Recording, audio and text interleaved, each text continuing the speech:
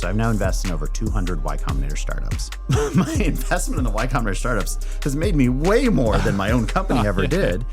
Fundora is doing something really interesting. There's something really interesting going on in France overall. We're going to open this discussion now. Yeah. French universities are amazing. Students coming out of those French universities are absolutely globally top tier. The French founders are plugged in correctly. Like the French founders know how to build all the things I'm saying. Like they all understand this. Thank you so much, Jason, for being here. So happy to have you. How do you feel? It's good to be here. I come to France a lot. Okay. My mom is with me. Great. It's her 80th birthday trip. Wow. And she's a French teacher and she used to live here. Okay. And I've been coming here personally for so long. I ran the Paris Marathon. I brought my 10-year-old daughter last year. Wow. We went to the, I'm going to butcher the pronunciation, the Musée des Arts des Confit. Okay. And I took her to climb the Eiffel Tower. Right. And then what brought me here is I run a venture fund, Orange Collective, and we invest in Y Combinator companies.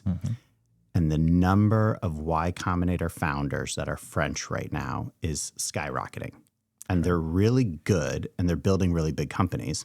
And the number of investors who want to talk about investing in Y Combinator is skyrocketing. So I had to come here just to be here and figure out why is France so interested in startups right now? Why specifically Y Combinator? And what's going on with the new energy? All right. So let's just go back a little bit, if I may, on your background.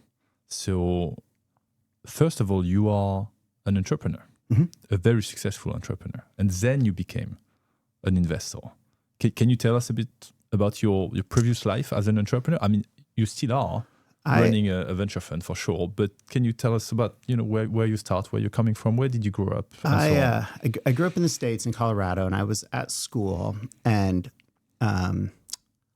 I loved reading essays by Paul Graham, and he had this essay called Essayer, which is a French word, and he was talking about how the act of writing was the act of figuring something out. And he was actually irritated that universities had taken writing and turned it into this thing where you like read a book and write a thesis. And he's like, that's not why you write. You write to figure things out. And it felt for me at a personal level, there's something about this where it's curiosity. So I start doing startups and I want to get, as an investor, the guy who wrote these amazing essays. And that was this unknown entity called Y Combinator. But when I went to Y Combinator, I went to the dinners and... What date? It's 2008. 2008. Okay. It was... Y Combinator was very small back then? Very small. All right. Yeah. Facebook was just a thing for... like Sam Altman was 19 years old. He was there. Brian Chesky was running a similar startup, but different name. It was called Air Bed and Breakfast. And two of these kids in our YC batch were John and Patrick Collison. Okay. They were running a little project called Dev/Payments, two Irish brothers. Now we call it Stripe. How old were you? I was 30 at the time. Okay. I remember I had to go to a session to have my style of speaking become better, more clear. Okay. And I got beat up in this session, and the guy beating me up was Sam Altman, and he was 19 at the time. Oh my God. That's a classic. But this essence of curiosity, it was the heart of what we were doing in that time.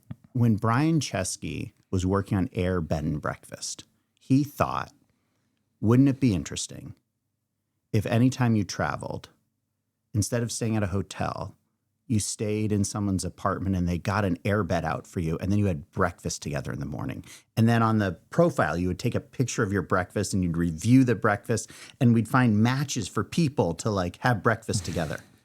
And he just thought, wouldn't that just be the greatest way to travel? And I love his personal attachment to kind of meeting people and traveling like a human. but it's just not that big of a startup idea. Like, how many people want to go sleep on an airbed? And he was so passionate about this, it was called Airbed and Breakfast. Mm-hmm. And then the essence of Y Combinator was questions that sound like this. And I'm going to say it like with like great specificity. Mm-hmm. What have you learned in the past week that you didn't previously know? And what does that mean is the most important thing for you to focus on next week? Yes, that's very specific. It is a very challenging question. Yeah. You cannot answer it without thoughtfulness. Mm-hmm. And the most common answer is, I didn't learn anything last week that I didn't previously know. And Brian Chesky would go to his Y Combinator office hours, and he hadn't learned anything new because he was playing startup now. Mm-hmm. He had gotten into Y Combinator and you'd moved and, it's so exciting. But what Y Combinator does, it says, you're here. What we tell you to go do is learn from your customers. So he would fly back to New York. He's leaving the program he's at to fly back to New York and sleep on the airbeds. Mm-hmm. Weeks go by, and every week he comes back with like, I learned this and this, and like the key handoffs is hard, and the photos are horrible. We have to do better photos. But it's still not a very good startup. And then finally, one user says, I'm not going to be here this weekend. Can you rent my place anyway? I could really use the money. Mm-hmm. And Brian says, no. Because I have to take a picture of the breakfast. That's how the site works. And that is when the feedback came, why don't we try it this week? Yeah. You don't get Airbnb without this moment. So Y Combinator are not brilliant investors. And the entrepreneurs, there may be a few that we now look back at as visionaries, but that's not what they were when they were in there. They were curious people. Mm-hmm. And Y Combinator is about finding the most curious people and separating them from all the distractions of what people tell them a startup is supposed to be and letting them do just these two things: write code and talk to users. And always ask yourself the question, what did you learn in the last week that you didn't previously know? And what does that change for what is the most important thing to do next week? So my startup was in 2009. That was called Flightcaster. We sold that. We came right back to Y Combinator. We did another startup called 42 Floors. That one was a search engine for commercial real estate.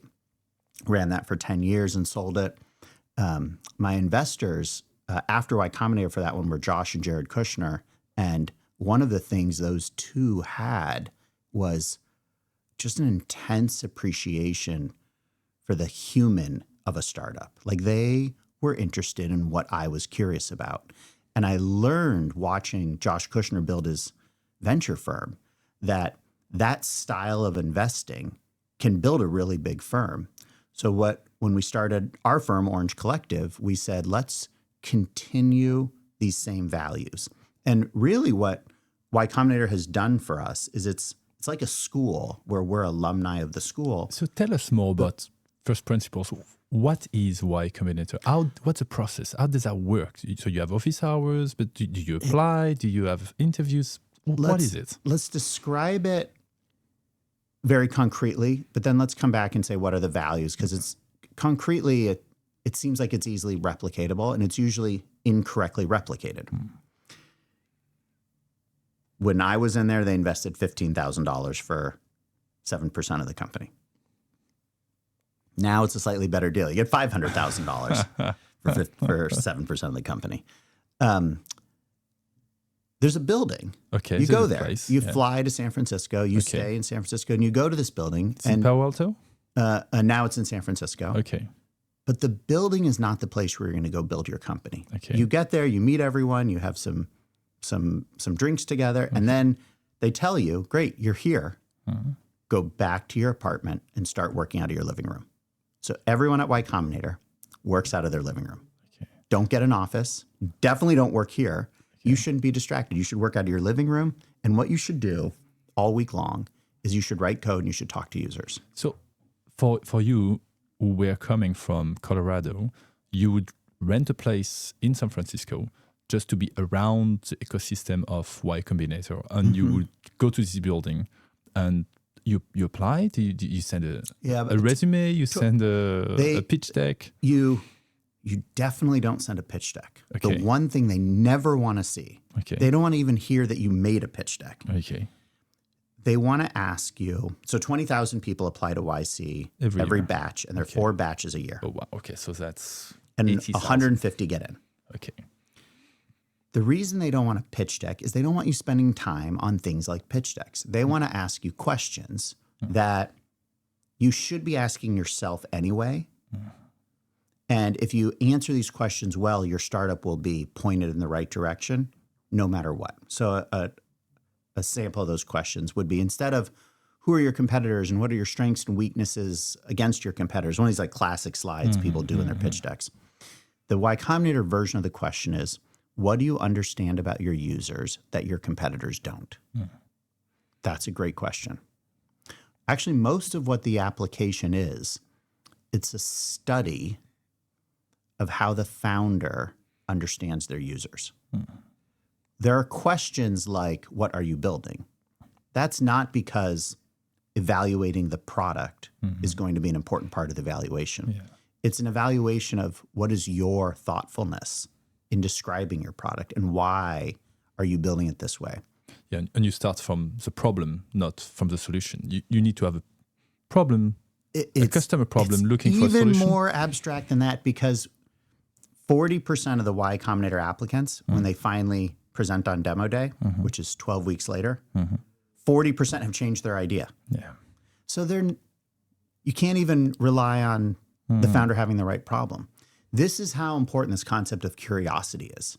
That if you find the most curious people that are able to build products, whether that's code or lasers or biotech or robotics, whatever they're doing, if they can build the products themselves and they're intensely curious, you don't need to have a great first product. And you don't even need to have a great first problem.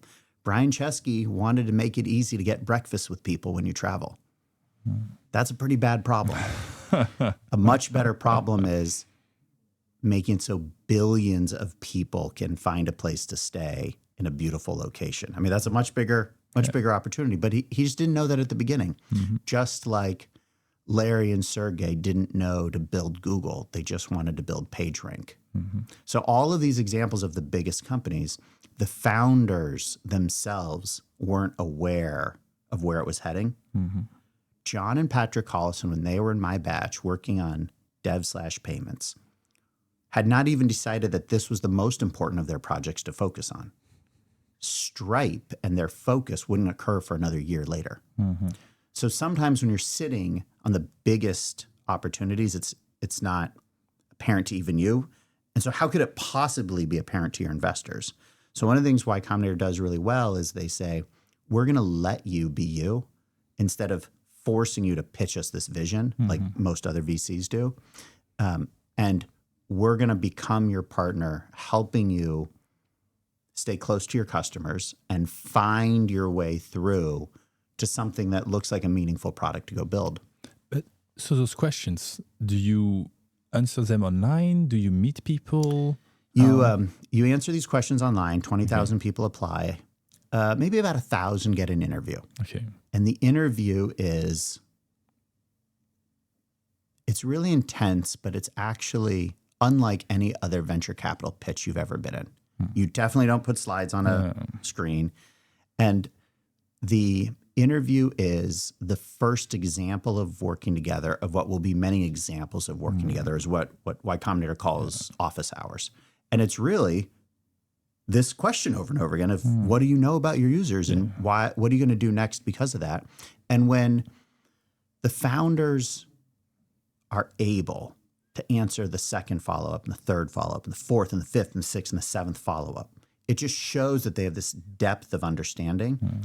And the evaluation is, this is a founder worth betting on, even if the current idea is not the right one. There's no way they'll stay on the wrong path for too long. In fact, often when they get in, the partners will say, we're funding this one for the next idea, because they didn't love the first idea.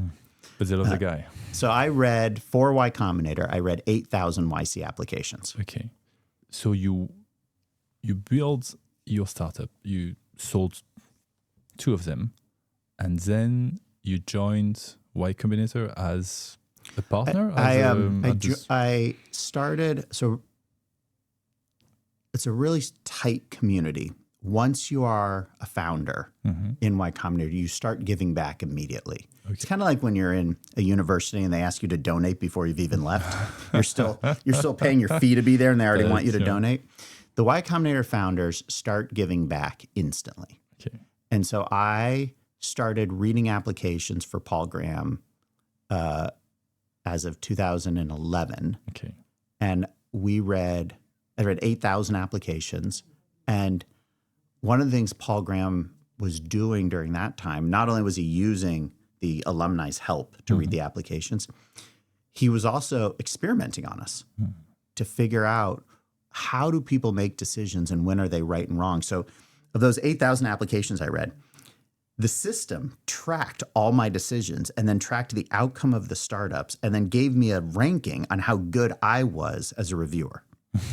That's like some of the best data. I mean, think if people who invest in venture capital firms were able to see the reviewer stats of the VCs they were investing in. But this essence of curiosity, it permeates everything. So not only did Y Combinator want to know how good of a reviewer I was, they wanted to give me the feedback on what was working and what was not only to uncover my own biases, but actually to ask really interesting questions like, what are the most interesting questions to ask? I'll give you an example. We used to believe that one of the most important things was investing in the smartest people. Why not? Why not? Makes sense. We track the data and it doesn't correlate. As the smartest one on the winning the race at the end. It doesn't correlate. Now, we can go back now and we can start to have narratives we ascribe to why. But the reality is we measured intelligence really well using a whole variety of different ways of measuring it. And it doesn't correlate very well to the biggest startups. With intelligence, you have to be minimally sufficient in intelligence, but determination is so much more predictive than intelligence that to even measure intelligence at all after a certain minimum's reached is the wrong signal to look at. And determination massively outperformed the intelligence rating. So then we had to ask, what's going on here? And it turns out when startups need to make it, there's going to be long periods where no one believes in them. There's going to be long periods where they don't believe in themselves, probably because it's not working. And at some point, there's the obvious rational conclusion that this thing is just not going to happen. We call that period the trough of sorrow. Some people keep going.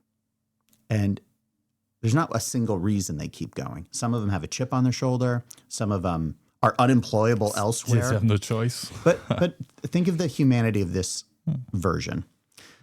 Some people are working with their best friend and they're just having fun doing it. And if they're not successful, they're still having fun. And we saw that in the data. And we're like, that makes sense. When you enjoy it. When you enjoy your day, you'll keep going. Friends don't give up on each other. So one of the questions in the application is, how do you know your co-founder? And we're really asking, are you guys friends? Because if you're friends, you'll probably be more determined overall.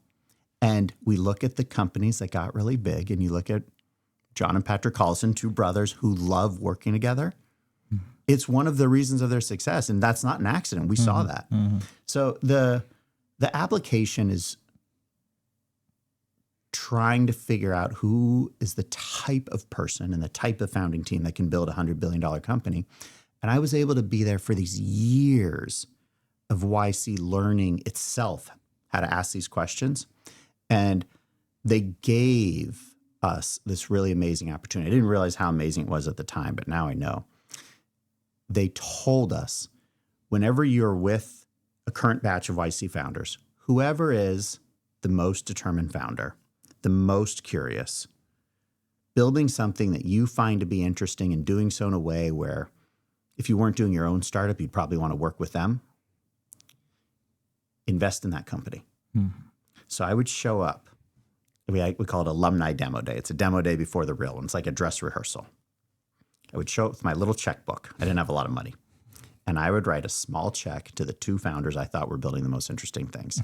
But I would do it every demo day. All right. For years. So I've now invested in over 200 Y Combinator startups. And my investment in the Y Combinator startups has made me way more than my own company ever did. But the style of investing was intensely personal. I was just thrilled to be able to help these founders. And they didn't need my money. I mean, there's a gazillion investors trying to get in, but what they liked is when the capital comes with someone who just earnestly wants them to be successful and wants to be with them when things are not looking very good. And when we started building our investment firm, we built it on those principles. So the number one thing I always tell people when they're evaluating a venture capital firm is don't get distracted trying to evaluate them on track record. You can do that. It's never proven to be that relevant, predictive of where they're heading next. The most predictive thing is so easy to do. You just ask great founders what they think of that firm. Because the founders in the end decide where they're going to take their capital from. And we just said for our firm, we want to make sure that whenever anyone goes to founders and says, like, what do you think about Orange Collective? They say, these are the most helpful, kind, transparent people we've ever worked with. And so our group has brought together, we now have 150 Y Combinator alumni who are LPs in the fund. Y Combinator itself is an LP in the fund. Gary Tan, the president of YC, is an LP in the fund. All my old investors like Josh Kushner are LPs in the fund. And that's what brings me to France. Because before we get there, so just for my understanding, so Y Combinator starts with asking questions. And how long does it take? What is the program? Is it a 6 months, 12 months, 20 years? I mean, when you are accepted, you are admitted to participate. What's the process? Questions, office hours, meetings? So you're in for 12 weeks. Okay. Once the investment's made, it's your money. You don't have to do anything. Okay.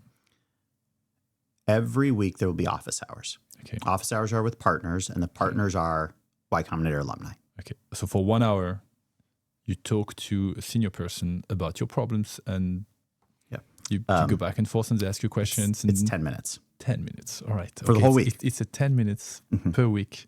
Okay. So every week you get 10 minutes. Yeah. Wow. Okay. And if so you have to make the best of those. So back when I was there in 2009, it was 10 minutes with Paul Graham.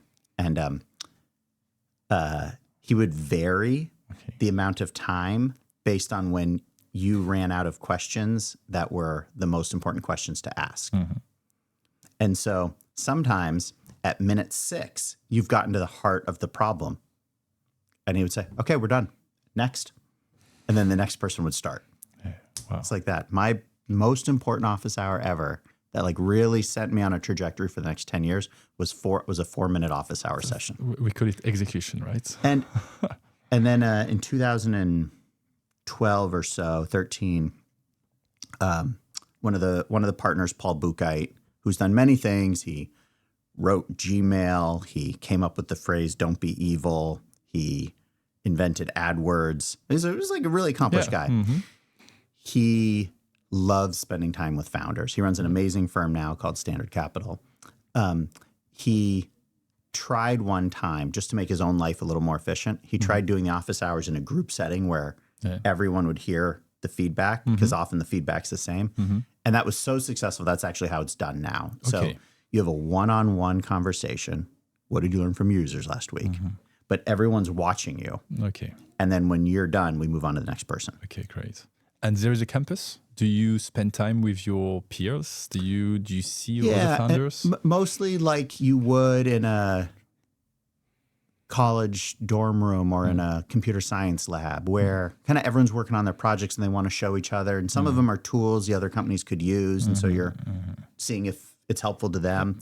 but it's really like a dream builder's environment where you're building mostly focused on your customers, but asking for help from the people around you without being too distracting. What it's definitely not is a building with cubicles where people go to programs and then some lawyer comes and talks to them about how to set up your entity. Like, it's all about building the product and the users. And then 11 weeks go by. And the companies, they were so focused on building, their revenue has started to climb. And sometimes people have been working on these startups for a while, and then all of a sudden this 11-week period hits, and their revenues kind of skyrocketed. And it's because of that focus. So this is a watershed moment for them. It's completely different. And it happens all the time. And let's say a company, 3 weeks in, they hit a dead end, just start a different idea. And you still have 8 weeks left. And during those 8 weeks, a lot of them become the star then also. And during that time, the Y Combinator alumni come back and speak. And the thing they speak about, they're now successful, they're billionaires, they run these amazing companies. They speak about what it was like when they were two people in a living room. And it's really important for the founders to know that these heroes of theirs started where they're just normal people who love building. And if you continue to do that, you can become this massively successful CEO as well. And then the 12th week arrives, and now the investors swoop in, and they come in like a horde. And Y Combinator basically does everything to tell the founders, don't talk to this group until the last second. You do not want to have conversations with these. To stay focused? Yeah, because you're trying to please your customers, and they're asking you such different questions. They're not saying things like, this tool that you provided does this and that, but it also has to do this. They're saying things like, shareholder agreements. What is your revenue potential? And show me your pro forma 10 years out. Like they're asking these, and the founders have never thought about these questions. So for years, the Y Combinator advice was, at the last second, we try to train them how to be good fundraisers. And finally we said, look, why don't we just put the graph of their revenue growth as the first slide, and then a team slide, and then have the founder explain what problem they're solving and why, and just call that the whole thing. And the investors see the revenue graph, and they don't care about the rest of the things they're used to. And the fundraising goes really fast. I mean, it's in 1 year, there'll be 600 new YC companies. YC put $500 million into those companies. The rest of the investment community will put in another $1.5 billion per year, just on the new companies, not even the follow-on rounds. And what the community is that? Professionals, just angel investors, billionaires, alumni? What are they? Back in our day, it was the professional investors kind of scoffed at us. And it was people who loved supporting other builders. We call them angel investors. Believers. The believers. Now, the returns from Y Combinator are so good. So great. That now a venture firm that focuses on Y Combinator, their median returns are 5x. Top quartile is 8x. And top decile, top 10%, 16x. And that's across many firms looking at that data over many periods of time. Top 1% is 55x. That's Gary Tan's firm. That's amazing. For a diversified portfolio, that's a crazy return. So the investors all want a piece of this. And sometimes they understand what's going on, but for the most part, they don't. And one of the things I think going on right now is investors are always looking for whatever the best return is. But for this particular opportunity, this particular group, this community, it's important to learn the values. Otherwise, it's just not going to work. And anyone who thinks that they can just allocate capital into it, they're not going to do it in a sustainable way. Because if you're just getting in, what is the founder going to think about you? Are they going to think about you as an important check? Are they going to think that if the founder has 20 times more capital that wants to get in their company than they have room to take, they want that capital to be value add, helpful people. And when I see investors that are bragging out on the internet, we got in, I'm like, that, why is that helpful to this founder? And so Y Combinator has tracked this. Y Combinator tracks every investor and has the founder rate them and shares those ratings with all the future founders. The investment firms that do the best are the most helpful. Smart money. It's smart. And it doesn't even have to be brilliant people. Helpful. Introductions. Earnestly helpful. Like, interesting. You can be top 80 percentile just by being a kind person who makes a fast decision transparently and just tries meaningfully to help that founder out. The bottom 80% don't do that. It's crazy. All right. So here we go. What is your strategy? So you've been there for almost the very beginning. You've seen so many founders. You've invested your own money, as you said, very small checks. Now you're investing other people's money who trust you with their life savings or whatever. And so what makes the difference to you? Do you invest in all of them? How do you select them? Do you fight for them? Do you sometimes you have no allocation? Yeah. We learned from Paul Graham and from Y Combinator how to make it an investment decision. And the very best decision is to become a user of the product, interact with the founder, and invest in the founders who are the best at working with their customers, to be on the other side of the founder's curiosity. So we collected these 150 Y Combinator alumni, all of whom run material companies, and we use the tools that the current Y Combinator founders are building. And in the course of using them, and maybe they're developer tools, so we're inside of their Discord channel or their GitHub repo, or maybe we're interacting with them through a customer service kind of motion. We get to see how these founders interact with us. And the community starts to say, I really love working with this founder. I think we should invest. And so the community starts filtering these positive signals. We take that, we tell the community, this 150 Y Combinator alumni, you guys should go personally invest your dollars into any of the companies you want. We, the fund we've all committed to, will make a few bets with a much larger check. And so our community individually will write hundreds of checks. And then our fund will write a few large checks. And we almost always write the very first check that the company took. It's a large chunk of allocation? We take a meaningful size. It's generally the largest check they've ever taken. And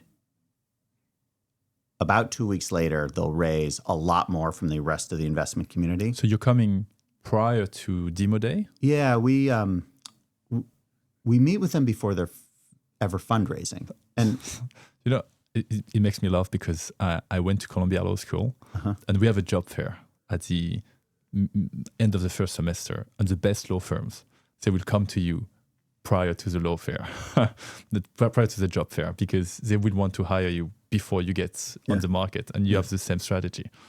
Yeah. It's not for the reason you think. We have a great reputation within the community. If we wanted to meet them later, we would still get in. Of course. Because we have the highest ratings. We can get in. There's something special for the founder when an investor believes in them before anyone else does. And the other thing other investors do that is just bad behavior is they spend all this time getting to know the founder and asking all their questions, and then they drop this little question in at the end. The little question is, this is really great. We're really interested. Who else is investing? Tell us about the cap table. Yeah. They're not making their own decision. They just want to know if other famous investors invested. Yeah. And it's like 2/3 of investors play this little game. And so the founders, they start to realize, wait a second, every single one of these meetings today, the investors are just trying to figure out who else is investing. So many investors are looking for who's the hot company. So we want to be first, very explicitly, because we do not care what other investors think. Petit aparté pour vous parler du Revenu.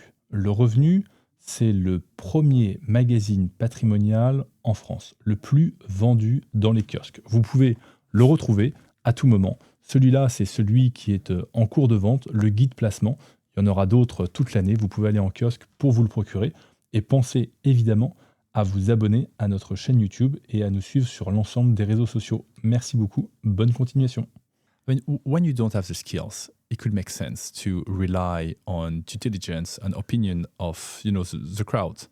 But when you are an insider and you are able to make your own decision, it's much better to do it yourself. And it's really important in our long-term relationship with this company because there's going to be many rounds of financing. We want to invest. You for who you are. And we're there. And then it turns out that they do raise lots of money from really impressive investors. But we were there before that. And that's the key. Trust with them. And the community we've built, we extend to all of our other investors, the non-YC alumni investors, to say, you should invest in the companies too.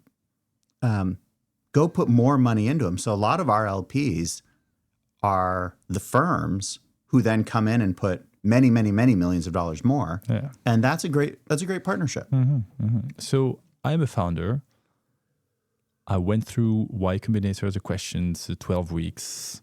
I got a check from yourself. I got many more checks later on. What's next? How do you help me? Yeah. What's our relationship? The most important thing for the founder is to go back to work. And one of the reasons why Combinator fundraising is so fast, and some people struggle with the speed. Stay focused. Is because some investors struggle with the speed of the fundraising. And they feel like these founders just want the check and to move on. And what the founders should be doing is stopping these coffee chats and meeting people for their second meeting with partnerships or whatever, and going back to talking to their customers and writing code as fast as possible. So I meet with the founders every week, and I just ask one question. The whole meeting's like 10 minutes long. And I ask them, what have you learned from your users in the last week? And what's the biggest problem I could help with? That's it. I don't ever say, show me your current revenue growth or anything like that. I just say, what's your biggest problem I could be helpful with?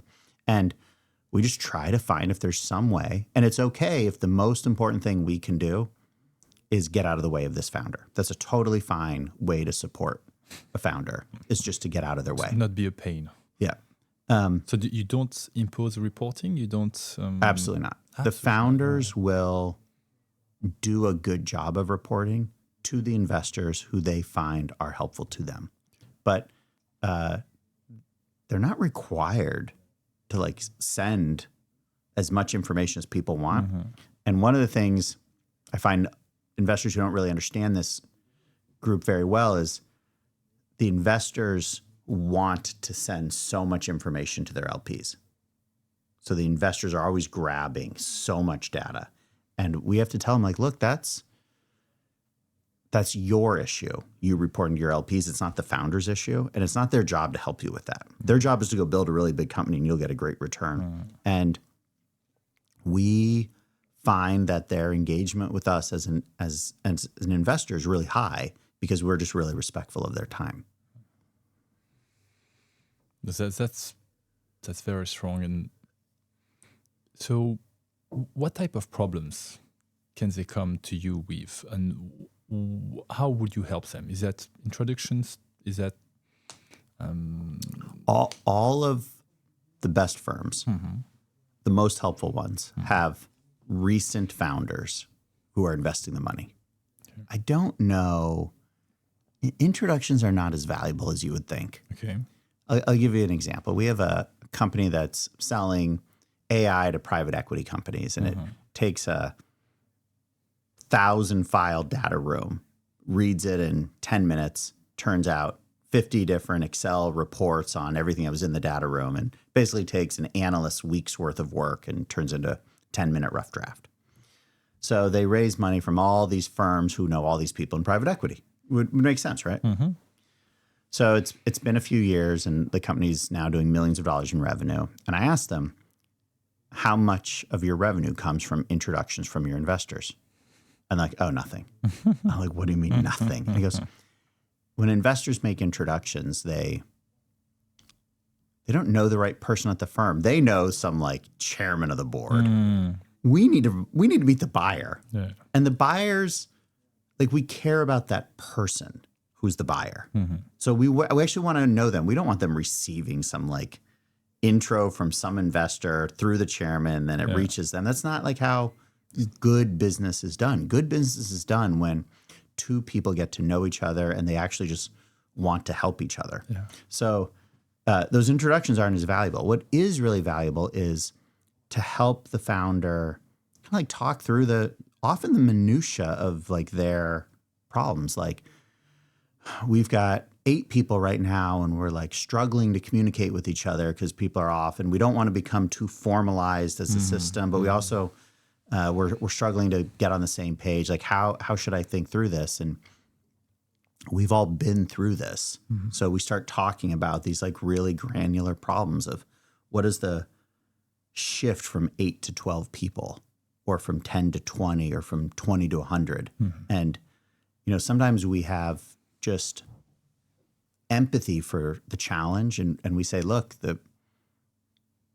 the way we did it is we failed to scale correctly, ran into the wall, and then fixed it.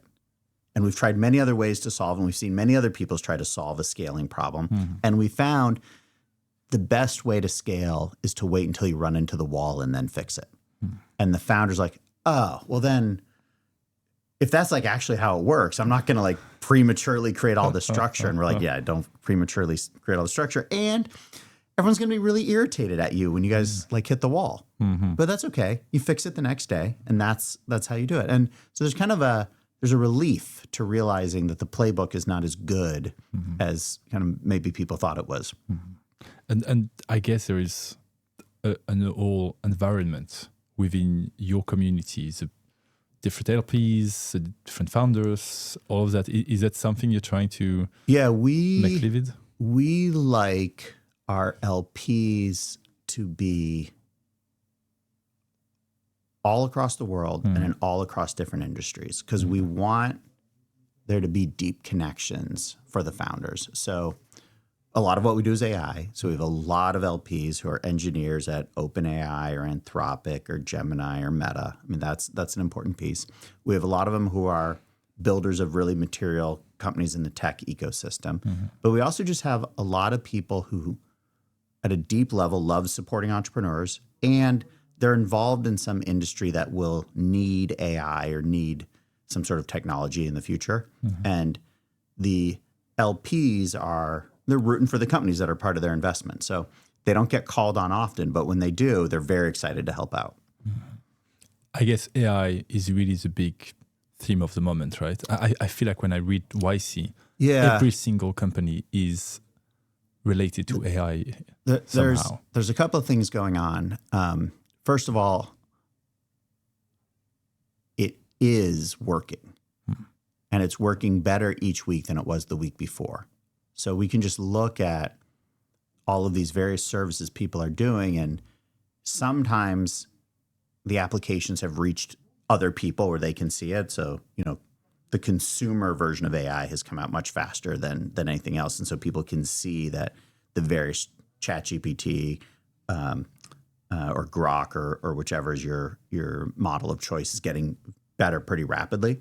But on the business side, the tools are improving at a pretty rapid pace. And so that's like the rising tide of AI overall. The startups are finding that the big companies entrenched in some industry are not able to build AI tools fast enough. Mm-hmm.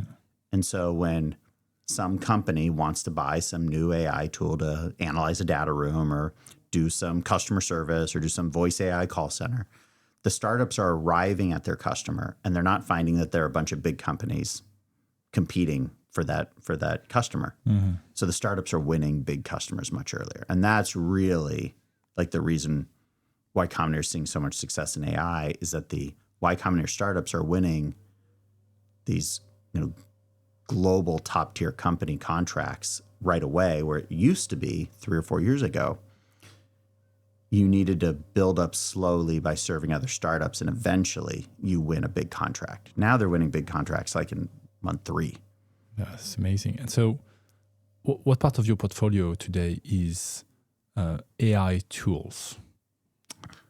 I would say 50% is just the various portions of the infrastructure of AI, developer tools to help AI companies. And 50% is some sort of actual usage, some vertical AI or application. Yeah, a company empowered by AI, but not building something in AI. Like one of our companies is a company called Vibe, French founders, just so happens to be. And they're building tools for large enterprises to be able to vibe code various applications within their environment where it's secure, where usage is tracked correctly, where data won't leak to the wrong people. And that set of problems of like what a company has to get right in order to trust an AI tool being let loose in their company, that's a much different problem than the consumer versions of vibe coding. And so these two founders really understand large businesses. And so they're not building brand new AI, they're just using AI, but they are really thoughtful about the large enterprise need. Yeah, very clear. And if we go back at the actual fund, what generation of fund are you in? When was the first one started? We started 3 years ago, and we only invested our own money for the first few years. Okay. So we invested in 100 startups just with our own money. Without the fund? Or with the fund? With 150 of us pooling our capital together. Okay, so it was already collective. Yeah, so it was a collective right from the beginning. And the fund was that we're in now started this year, and it was an acknowledgement that Y Combinator was built on a set of principles and values, and nowhere in those principles and values was this is an insiders only club. In fact, Y Combinator is the opposite. You can apply on an internet website to get funding. You don't even have to know anyone. So we didn't like being insiders only. It shouldn't be that way. It should be that anyone who wants to support founders can invest like we do. So we started bringing in external investors into our community, and external investors with shared values is way more powerful than a pure venture capital firm that has like no relationship with founders at all, and it's more powerful than just a YC insiders group. And that has been really powerful. If for nothing else, it takes me to different parts of the world to just share like what it is we're doing. And what I always say is like, I'm here offering one side of a bridge. And if you thought Y Combinator was this thing that you couldn't approach because you didn't have an in, it's a big, beautiful bridge. Come join us. I'm standing here at the middle. If you want to come, join us. But don't just join with your capital. Choose to want to learn, choose to bring your own culture and your own values, and also share it with the people around you. I would love for our investors in Orange Collective to make lots of money and take that money and invest in other founders in their home community. And when they're investing in those other founders in their home community, share the values of how we're doing it so that maybe the next $100 billion startup pops up in your own hometown. So we know that you are welcoming a new investor, Fundora, French entity here. What do you see in them? Why do you like them? Fundora is doing something really interesting. There's something really interesting going on in France overall. We're going to open this discussion now. I don't fully understand it yet. So interested if you have any insights, but I know the French universities are amazing because students coming out of those French universities are absolutely globally top tier. The French... You think of mathematicians? Computer science is mostly what I deal with, but sometimes someone's not computer science, but they're friends with someone who's in computer science, and that's also a good team. The French founders are plugged in correctly. Like the French founders know how to build all the things I'm saying. The French founders, whether they've done Y Combinator or not, they're like, yep, that's what, like they all understand this.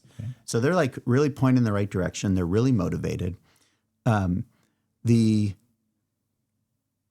We will have, I am certain of it, many massive tech companies that come from French founders. Some of them will come back and be based here. Others will be based around the world, but we'll have many massively successful just because there's too many super high quality, super motivated French founders right now for there not to be. I don't think we have our first $100 billion French founder yet, but I think we will.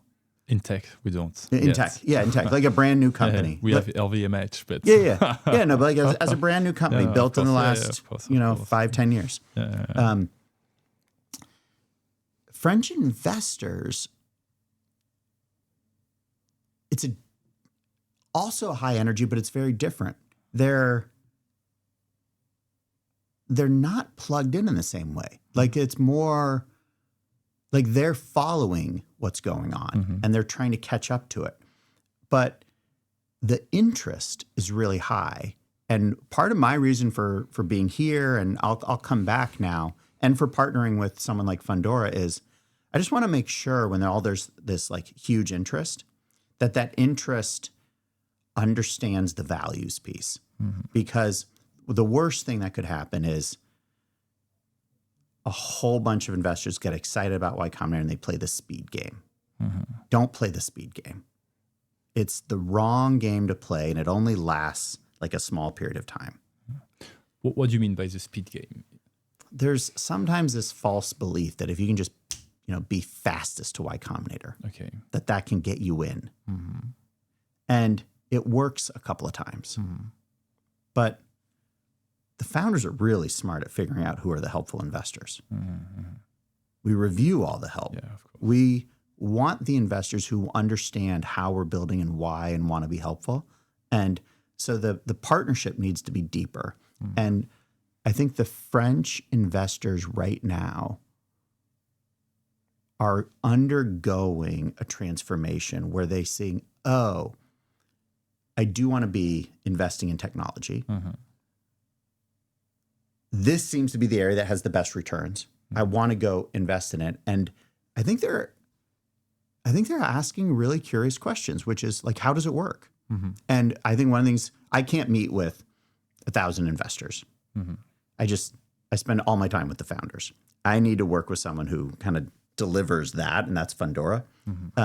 But the educational piece is as important because we want these investors to really be learning and sharing the information correctly on how you help the founders. And the result for Orange Collective and for Fundora and for French investors is you're welcomed on the inside. You're welcomed on equal footing. And bring all the things that are uniquely French. Bring those with passion, which is not a problem with French people. But bring it with great authenticity and bring curiosity. And when you do that, people want to work with you. And you'll get into great companies, you'll get great returns. And the experience I have, I every time I meet with French investors, it's nonstop questions. I want to learn how it works. And it wasn't that way, previously. So something happened right now where France is just really focused on this. And I look at where French people put their money, and it's a lot of conservative investments. Oh, very much. Savings accounts, bonds, not even much public market equities. No, very, very few compared to the US. So the jump into tech is, it's not just motivated by returns. I think French people see the world changing and want to be part of that success. And I think that's a wonderfully optimistic train to be on. And whenever I talk to people about tech and they want to bring me to some other question, they want to talk to me about politics, or they want to talk to me about regulation, or they want to talk to me about monetary policy, or whether we're spending too much on AI capex. And I always just come back to them. I'm like, you might be interested in this question, and the answer to this question might affect how the portfolio is going to do. But we're not interested.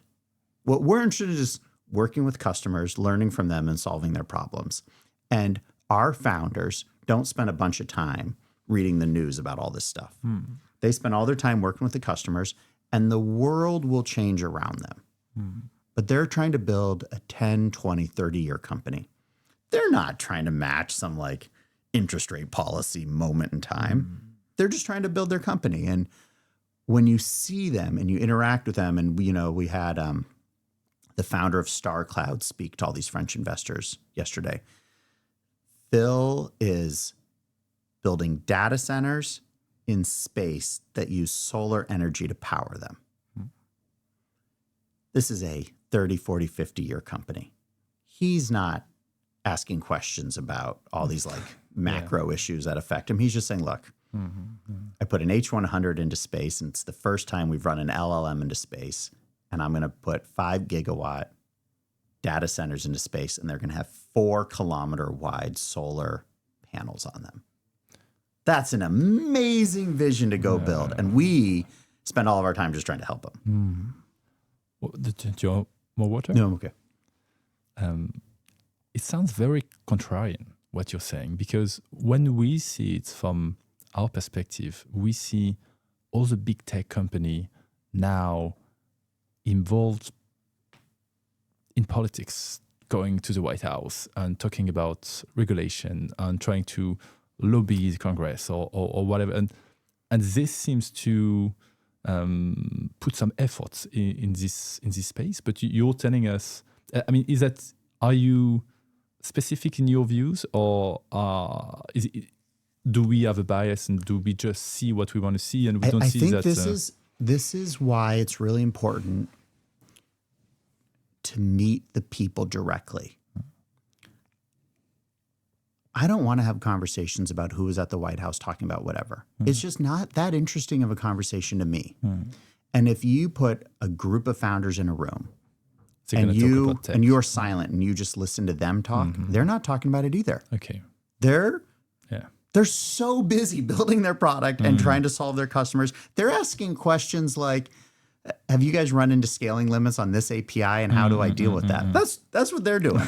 So, we call them earnest hackers. They're earnestly working. And if you want to feel good about the world, if you want to be inspired, if you want to think that the antidote to the world's problems is smart, determined, earnest people are going to find a way to solve them, go spend an afternoon with our founders. You cannot walk away being anything other than excited about the world when you spend time with them. And that is what founders do. Now, what you read on X or see in the news is what is happening with some of the top leaders or some of the policymakers, but they were founders years ago, and now they're founders of a big company. But that's just big company stuff.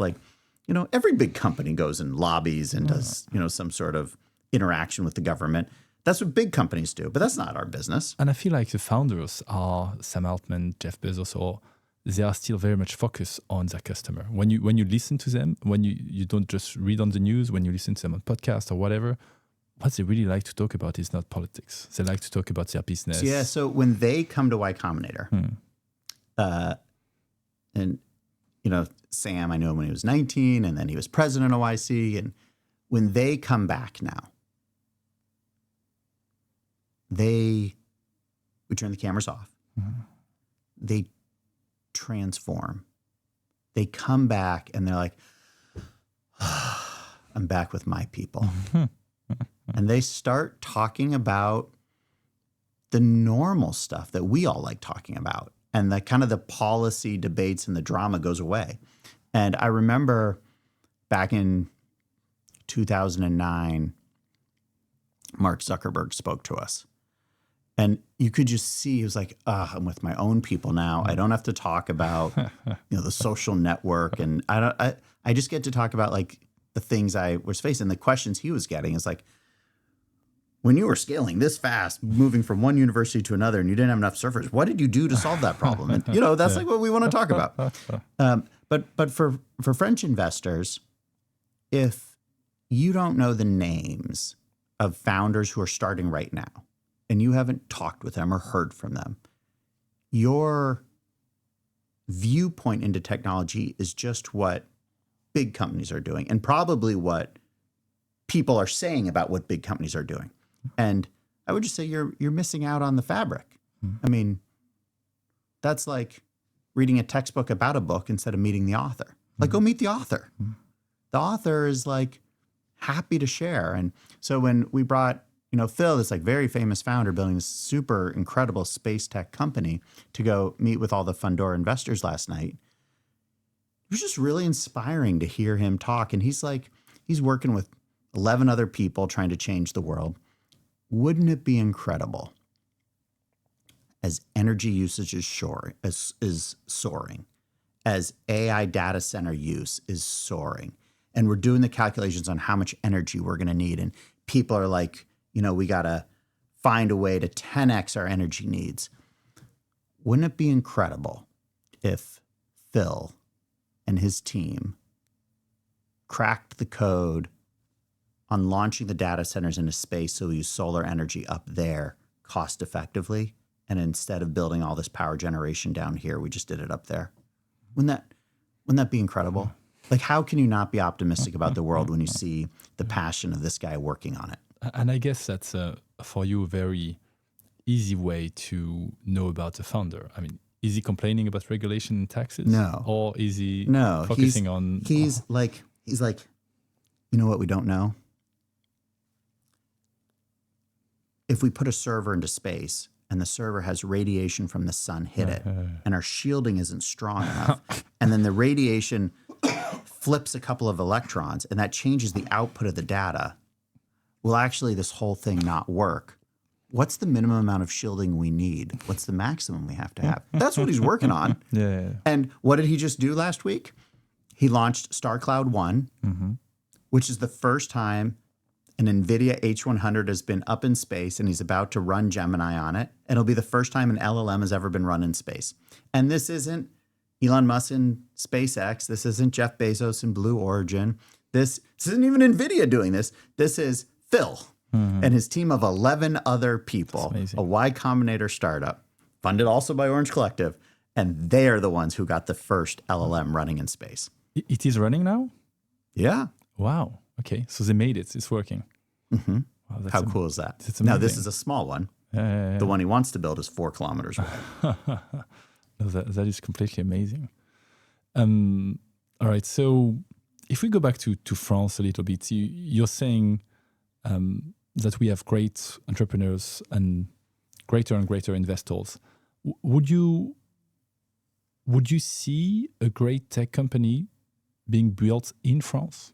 Is it possible, or do you, because there is a metrics, there are more unicorn built by French people in the US than unicorns overall in France. Yeah. So do you see, and my question is related to the previous one, because when I ask this question, I'm thinking about the regulation, I'm thinking about the culture, I'm thinking about all of that. And would you contradict me and you said, no, if he has the right mindset, why would he not be built here? So part of why we're doing this. I met with all the European founders, and there's a large group, there's 200 people in it, in the French WhatsApp group that like has all of our French YC founders.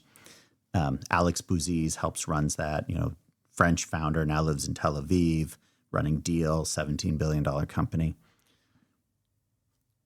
The French founders I can say this for certain, love their country. There's things they need, but they come and they start with one thing first, which is they need the people they interact with to be wonderful, supporting people. That's always the start. You don't walk into a room, find people who are not supportive, and choose to stay in that room. And I don't think French investors are default unsupportive. I think they're interested in discovering how to be the most supportive possible. And that is like the energy I'm hearing right now. All these French investors are like, we want to be involved and we want to learn what to do, because the model was different than what everyone thought it was. It is not a French investor has capital. So many entrepreneurs out there want it. And you as an investor meet with 200 startups, you pick your one, and you are the rate determining step. Your capital needs to be selective. That's not the model. The model is the opposite. There are a very small number of incredible founders who can build world-changing companies, and they have plenty of capital available to them, and they will pick the best investor themselves. That's the model. That's the game. And everyone who doesn't understand that game is messing around in the wrong portion of the ocean. And so if you look at returns and you don't see good ones, I would say, don't say, why is this investor a bad picker? I would say, why do they not even understand what game they're supposed to be playing? So look, there are things around regulations. There are things about how like employment law works. There's things about what the tax regimes are. There's things about multi-languages. Like there's all those things. That's not the biggest issue to go tackle. The biggest issue to go tackle is down to values. And when you do that, you can, one, overcome a lot of those other issues. And two, those values will start to flow into the various people who control these issues. And then sometimes you get a deal. I mean, if you look at Alex Bouzie's, what he's building, the ability to pay someone in any country, no matter what regulations they have, France gets a founder building a $17 billion company today. It'll be way bigger in the future. It's built on the idea of solving the problems of like how hard it is to run a company. So there's founders will build anything to solve a problem, but they do need to be supported. And they need to be supported in a way in which they receive the support differently in our community than they do anywhere else in the world. And France is not unique in this. I was just in Istanbul. I was just in Geneva. I was just in Thailand. Everyone now that the world economy can make so much money from tech is now trying to figure out, what do we need to do to capture it? And then they spent like 10-ish years, 20-ish years doing the wrong things and finding out it didn't work. And so now I think there's kind of a reawakening of like, we should maybe ask some questions. And those questions are really good. And I think the 2025 French moment it's just reached critical mass. It's clear like this is a group that wants to invest a lot of capital. And they want to make sure they're doing it right, because I think they learned their lesson. When they don't do it right, it just doesn't work as well. By the way, a lot of the brand new French VC firms are outstanding. They are coming in, and you can just see it like right on their websites. They are coming in saying, this is who we're about. And when I talk to French founders, they always be like, I'm going to go just Y Combinator. I'm going to raise from these amazing investors. But they're also like, I always want to include my French investors too, because I want to be connected to my hometown. And Y Combinator won't tell them you need to stay here. They will say you should go build your company wherever your customers are. And you can run a global company from anywhere now. They will generally say you should work in person because that's where the magic happens. But so I think there will be plenty that are French founders who build elsewhere, and there'll be plenty that are French founders who build them here. The Paris Y Combinator community is phenomenal. Those founders support each other. Wow. Great. Maybe I have a final question for you, Jason. Why? You you've made, I guess, a lot of money in your life. You've seen so many entrepreneurs. You've built company yourself. What motivates you? Why do you wake up in the morning? What's the purpose of all that? When my kids were 1, 2, 3, 4 years old, I was still running my company. Every vacation was ruined. I remember we went to Colorado on a ski trip. I never took my skis out of the car, and I spent the whole vacation in the car talking to lawyers about some problem we were having while everyone was having fun inside. Mm-hmm. And that was like every other vacation. I just ruined every vacation because startups are so freaking hard. Mm-hmm. And when we sold the company and my kids are so freaking adorable and my wife's working so hard, I was just like, I'm just gonna spend all my time on them. And I did like a few things here or there, but I was just like available for everything. And I would be super involved and I'd go to all the things. And 5 years go by. My kids are at this point 9, 7, and 6. And I realized they don't know anything about what I've done. They've never seen me stressed out. They've never seen me nervous. They've never seen me fail. They've never seen me work really hard. I'm a available dad, but I'm not the dad that I see myself as. I'm the dad who's like always available. And I think there's something special to your kids getting access to your time and being interested in them and them getting access to your real life. And I went back for it because in large part, I wanted them to see me build something incredible. So I bring a family member on all my business trips. So on this trip, I have my mom. Happy 80th birthday, Mom. On my last trip, Callie came, my 9-year-old, and she came to all my LP pitches. And she would sit there and we'd have my computer with me. Mm-hmm. And for the first 5 minutes of the investor meeting, she would pull up treatsandtrinkets.com, dog treats and 3D fidget spinners, and she would pitch her company first. I wish we had her here today. Oh my gosh, Callie, what do you think? You want to come? And my daughter Alex, she vibe codes. Okay. She will sit there with an investor and she'll be surprised the investor doesn't know how to vibe code, and she'll pull up Replit and she'll show him how easy it is. Amazing. Thank you so much. So maybe what can we wish you for the future? Lean in. Yeah. This is a moment. It's a special time. Yeah. The bridge is wide. Mm-hmm. A bunch of us, not just me, are standing in the middle saying, if you guys want to work with us, we want to work with you. All right. We're going to try to get you as many people working with you. That's great. Great. Thank you so much, Jason. Pleasure.